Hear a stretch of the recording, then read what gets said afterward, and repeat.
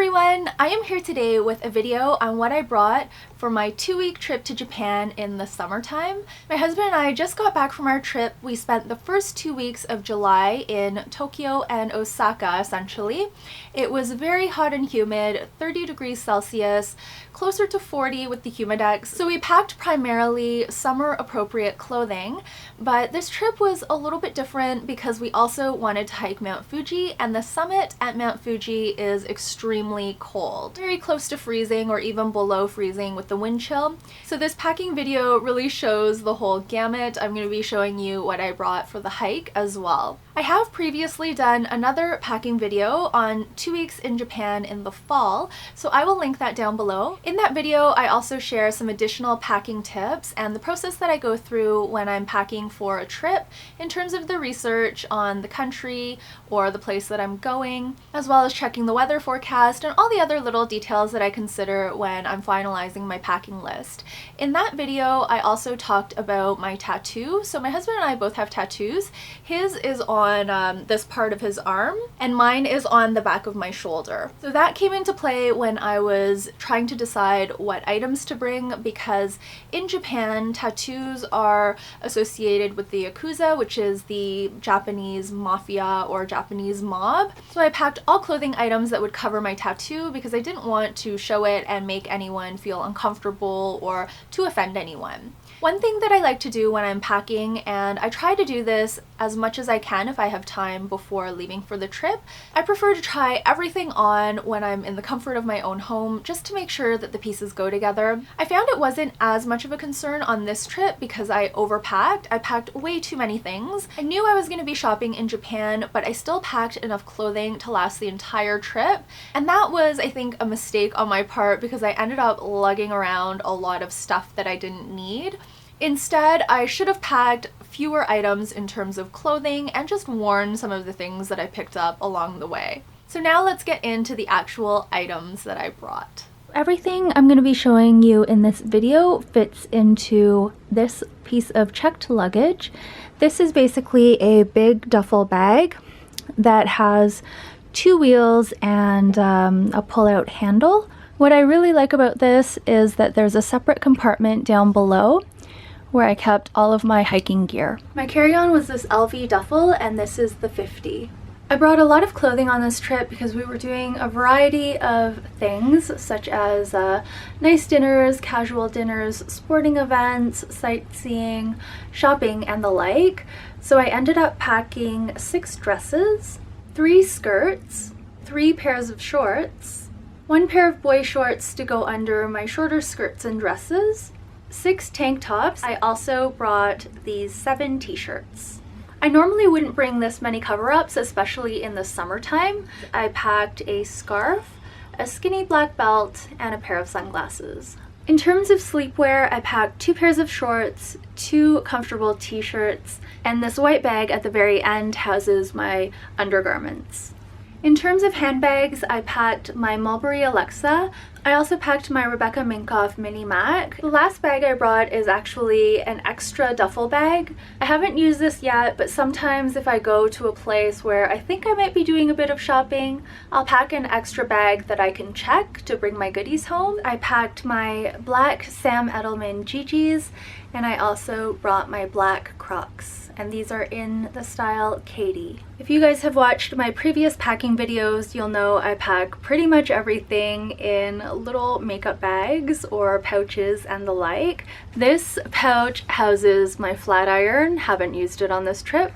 This is my brush roll that has all of my makeup brushes as well as my mascara and the like. This houses my Invisalign and tooth care stuff that I like to bring with me on the go. This little baggie is from Sephora and houses all of my hair care products except, of course, the flat iron. This little bag is usually my camera case. It's filled with other goodies right now because we just came back from the Mount Fuji hike. And this houses most of my skincare and makeup products. This little bag just holds miscellaneous stuff. It doesn't really have a designated use, but right now it houses all of our change. This little bag holds all of our medications and the like.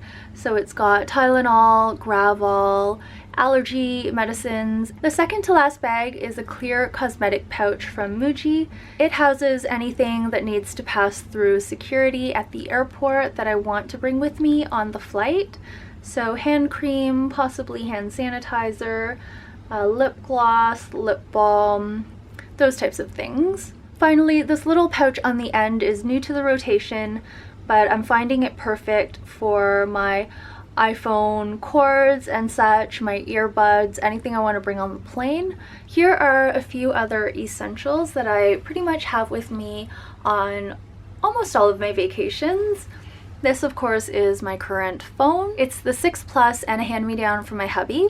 This is my current travel wallet. This was also a gift from my hubby when I had a tiny phone that could fit inside the center compartment. This folio houses our passports, important documents, boarding passes, and the like.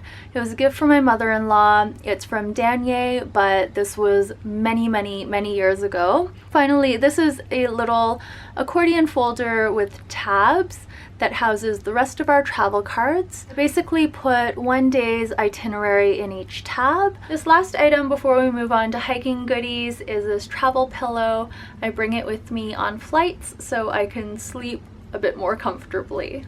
Let's get started now with hiking stuff. If you're not planning to hike at all, you can skip this entire part. I basically use the same system that I used for the Inca Trail.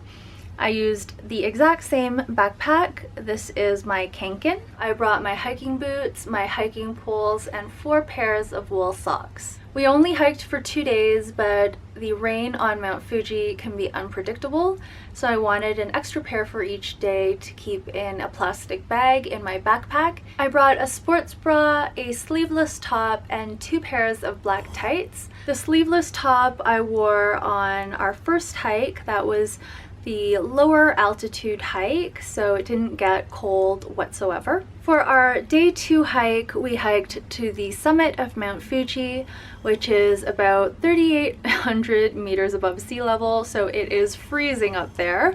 I wore 5 layers, 4 of which are in front of us now. I started off with just this base layer when we started hiking, but when we got to the top, I had to throw on everything else. This here is essentially a dry fit type top. I've got a Uniqlo Heat Tech top.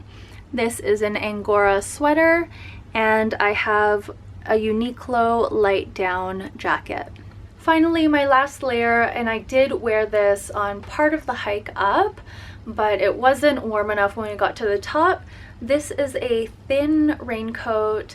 It is amazing. I love it. I packed 4 protein bars. I ate 2 of them, so I have 2 left to show in this video. We also packed headlamps, but we didn't end up needing to use them, which was great. I packed a pair of warm gloves and also a baseball cap. I packed a pair of earmuffs, which I didn't end up needing because the hood was good enough. And here's where things get a little bit interesting. The last item I brought were these Furry Leg Warmers. These are from H&M. I've had them for ages, and the reason I packed them is because they recommend gaiters. Gaiters are basically these sporty coverings that go over the bottom of your pant leg and the top of your hiking boot so that rocks and pebbles and things don't get inside your shoe. They really recommend that for Mount Fuji because there are tons of little pebbles on your way down and you're kind of slipping and sliding, so they're very prone to getting into your shoe. I didn't want to purchase gaiters for $50+. Even if they were less expensive, I didn't want to buy them at all. So I started seeing what else I could use instead, and I came up with these leg warmers, which I happen to have. I've had them for years, and they worked like a charm. Not only that, but they kept my legs warm, so it was awesome. That is it for what I brought on our 2-week vacation to Japan in the summer with the Mount Fuji hike. I would say overall I didn't do a great job packing this time around. I feel like I overpacked. My overpacking also extended to my hair care and my makeup items.